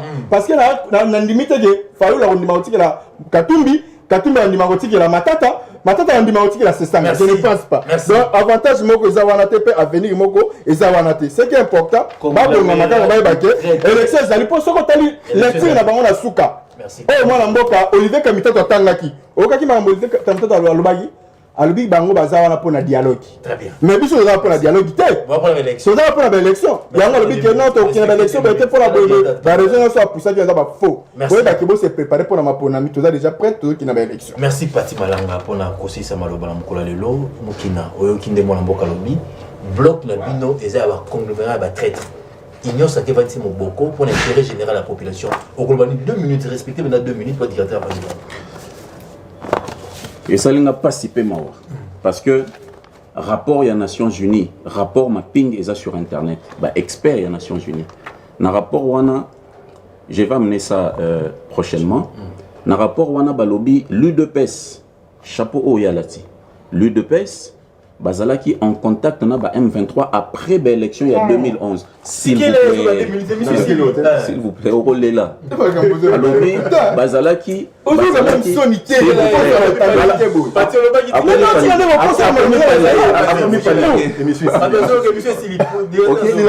veut dire que UDPS azalaki en contact avec le M23 après l'élection il y a 2011 et envoyé il y a eu de PS dans la négociation, c'était Roger Lumbala. Voilà pourquoi aujourd'hui Roger Lumbala est arrêté. Et dans la vidéo, il y a ancien secrétaire, il y a eu de PS, monsieur Valentin Moubaki. À l'obi, Batinda Kinga na Rwanda, na sala kuna 3 ans. Ce n'est pas un secret. Ce qui yo oyebi makambu ya eu de PS, c'était apprend. Donc ceux qui azoloba makambu ya ba traître, mais ba traître bosso ezande bango. Alobi le combat rwandais. J'ai dit l'UDPS. Ezali bazali parmi ba traître o ba memi mboka na niveau tozali. Alobi le combat rwandais. Yo za mopanzi sango. Nani a autorisé ki Rwanda kitana Goma? Contre la volonté de la population congolaise. Qui avait autorisé Rwanda à kitana Goma? N'est-ce pas Félix Tshisekedi? Mais coopération ne s'il vous plaît, arrête. S'il vous plaît. S'il vous plaît. Vous faites quoi? Vous êtes en train de filmer les gens ici? Non, c'est mon téléphone. Ok. Veut dire que c'est Rwandais a été autorisé par leur chef. Tant où biso tozo sala ba marche contre la balkanisation. Tant où tokei ko sala ba marche liboso ya ambassade à Rwanda. Banani ba gazé biso, banani ba beti prince penge, banani ba réprimer marche. N'est-ce pas le régime? Le rhétorique était quoi? Le narratif était quoi? Tozo kombate la relation diplomatique na Rwanda. C'est ce qu'ils ont dit aujourd'hui. Qui est traître? Biso Tobino. Très bien. Maintenant, Azolo Balikambu ya Jean-Pierre Bemba. Jean-Pierre Bemba a été arrêté non pour na makambu oyo a salaki na Congo, pour na makambu a salaki na Centrafrique. Mais pas pour le rapport mapping. Merci. Azoloba Makamboya Union Sacrée. L'Union Sacrée ne défend pas de valeur. Madame Adel Kainda, Yosa Mopanzi Sango, Oyebi dossier ba actif minier, où cette dame avait vendu à vil prix. Mais aujourd'hui, Adel Kainda est reconduite, elle est maintenue. Est-ce que Waneza valeur? Waneza libre anti-valeur, monsieur. C'est l'IGF. C'est le rapport de l'IGF. Merci. C'est le rapport de l'IGF. C'est le rapport de l'IGF. Et ça lui au passe. J'ai envie de vomir sur ton plateau. Pourquoi? Na débatakana bato ya lamuka. Ya eside bato maele. Kulutunanga niko mayengele. De alenzi kate. Mais makamna yo kiawa. D'abord, Sun City, c'était quoi? Dialogue inter-congolais. Sun City est allé ici quand dialogue inter-congolais, ça les maquille. Comment dialogue entre les Congolais eux-mêmes ont infiltré? Quelle ineptie! Quelle ineptie! Qu'est-ce que tu veux mettre? Namitou Yabato. C'était pour mettre ensemble les belligérants congolais. Jean-Pierre Bemba, Ouakipaki au Équateur, et ainsi de suite. Dualisme, duplicité, Mboke Kabwanaki, entre Congolais, on va organiser qui? Dialogue inter-congolais. Le RCD. Le RCD. Non, RCD. RCD Azalaki na Sun City. Non, RCD Azalaki na Sun City. Non, dis au Congolais. Le RCD de Roubaix. Non, j'ai dit le RCD. Je ne parle pas des Aïdés. Je parle de Roubaix. Le Roubaix n'était pas partie prenante. J'ai dit le Roubaix n'était pas. Non, il me contredit. Est-ce qu'il y a évité qu'en 1997, RCD Kabwanaki, RCD a Congolais, n'est pas Rwandais? Moi je parle. C'était RCD congolais avec les Wamba Diawamba, avec des Aïdi Ngoma, qui sont des dignes fils de ces pays. Quand tu ne maîtrises pas l'histoire, n'ose pas. Et comment Roubaix a été dans le pista. Voilà. Nabana Mikie va sekio. L'idée n'a pas reproché yo. Na yebi kulutu nga mais attends faut le bien. Ba mettre Nico ba prince. Donne des éléments monsieur. Donne des éléments. Ce sont des gens intelligents. Tu n'as pas les éléments. Simba que na Sun City et ça d'abord vu il y a na carte Afrique du Sud et ça qui dialogue entre le Congolais. Conséquence na yango est sur constitution et puis sur cycle électoral et la démocratie. Ce sont des fruits n'était pas là. Des fruits il y a dialogue inter-congolais. Pourquoi tu évites de citer les noms de Roubaix Roi? Alors, Roubaix Roi, c'est là qui alliance Roubaix Roi, c'est là qui alliance la UDPS. Pourquoi tu évites de citer son nom? Coquille vide avec des réclamations fallacieuses. D'abord, qui constitue ces histoires-là? Denis Sessanda frustré. Il a commencé avec Félix Tshisekedi. Il a bâti campagne Félix Tshisekedi à Luiza. Denis Sessanda frustré. Il a cherché la cour constitutionnelle, on ne l'a pas donné. Il est devenu frustré, il devient opposant. Matata, avant que la marche, il y a les 13. Bon, c'est que les Bissongo Babuka Malonzo. Mbongo Yaram, Borozong Satan. Mbongo Yaram, Katumbi, Borozong Satan. De Boussolé. On ne sait pas quoi faire. Il ne sait pas quoi faire. Fayoulou, je regrette. Amité qui n'a moins cher. Kouloutobotika opposition Mouchina. Bochini Mouzito. Bochini Kambongo pas Matata. Nanya émission Fayoulou Amité. Vous pouvez acheter Fayoulou à combien? Va revoir cour constitutionnel. Kouloutou c'est ça là. Nayebi Yoyebi Bakamba droit mingi. Par quelle magie Félix Tshisekedi a rebuka cour constitutionnel? Ataba Bandeli Yango. La loi dit qu'il choisira 3. La majorité choisira toujours 3. Et les 6. Biro Bozan a ban Zelou Boy en pesa. Bah revoir bureau Yasseni. Mais bureau Yasseni vous a constitué n'a pas force en présence. Vous ne constituez aucune force. Vous n'avez aucun poids politique. Bah Kosenga a décidé qu'à candidat. Il est seul. Bah Rassou il est qui 3. Bah Kosenga n'a envolé. Il est seul comme député. Bah Kosenga n'a Katumbité. Il n'a aucun député. Bah Kosenga n'a tête. Vous n'êtes pas une force à présence au niveau de l'Assemblée. Oh peuple à mon anzala. Binomini. Naza Mobola. Vous êtes enrichi avec l'argent de la population. Vous êtes enrichi avec l'argent de la population.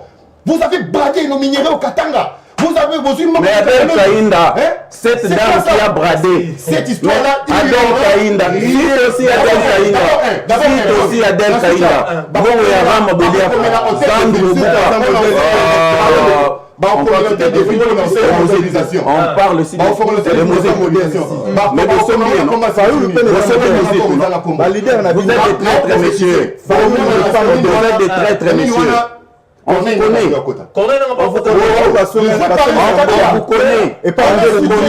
On vous connaît. Non, je vous dis, nous avons des... Kabila Zana Bango. Ils sont ensemble avec Kabila. Ils sont ensemble avec Kabila. Ces gens sont ensemble avec Kabila. Ils veulent le glissement. Ces gens sont avec Kabila. Vous allez organiser des élections. S'il n'y a pas des élections, vous allez partir. S'il n'y a pas des élections, vous allez partir. S'il n'y a pas des élections, vous allez partir. Le président en place jusqu'à l'installation du nouveau président. Voilà, papa, c'est la loi. Bah, tu as FC, ils ont fini par partir. Et Yassika na Kinshasa, Boyetika la kozala te makelele ya tata lopango esili Toronto City à Maluku, bana RDC congolais. Opportunité à Sikamo na mboka pe sibiso avec $4000 ya pamba koma tata lopango to mama lopango. Avec le $4000, okoki kosomba cash ou soit par tranche. Par tranche et salamine ndenge nini. Obanina avance $2000 et le 2000 qui reste okofuta yango par tranche 500, 500, 500, 500 pe okomi kolo lopango. Toronto City et Sika Moko très kitoko. Parcelle cadastrée, urbanisée, avec beaucoup d'espace. Nyon surtout au Koluka, au Kokuta yango. Mais Narata, terrain de vente sur un site accessible, urbanisé, cadastré, plat, désherbé, avec espace de jeu, espace vert, magasin, marché, peignon surtout pembeli. Ezali solote. Tala Peyoka. Alors, tu as une concession, Toronto City. Tu as une commune à Maluku. na ville province de Kinshasa, la République démocratique du Congo, et des concessions Toronto City. Et après avoir fait la étude surtout, il y a immobilier, foncier et tout, là il y a géo, localisation, tout pour que tu pouvoir faire la situation. Concession de Bandiawa, et si vous avez ma borne Oyo, à 2 entrées, il y a raccourci à Makolo, na entrée Oyo, il y a Mutuka. Donc, raccourci à Makolo, c'est-à-dire à 15 minutes, vous êtes déjà dans Makada. Oya Moulaï, c'est juste pour dévier, pour que les élèves soient fiables, de ce ça. Dans la situation, surtout, nous avons les avenues, les grandes avenues de 8 mètres et des directions plutôt de 8 mètres et les avenues de 7 mètres. Alors que la parcelle dans Bissou Ezali, il y a 20 mètres sur 20, ou bien 400 mètres carrés. Voilà. Du fait que nous sommes juste à l'entrée, nous sommes National Cameraman pour que tu visites nous surtout. La réalité, vous voyez, les bornes sont là, les bornes cadastrales, et puis tu peux visiter nous surtout, parce que c'est quelque chose à Moulaï. C'est quelque chose à Mounen, est tellement facile. Komi Tata Lopango, Tona Komi Mama Lopango. Yoka pour tout contact. Je précise bien. Contact Yapoto Ezali.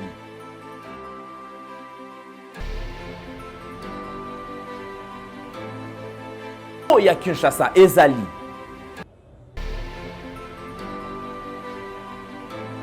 Mbongo ya muke avec $4000 au komi Tata Lopango. To Mama Lopango.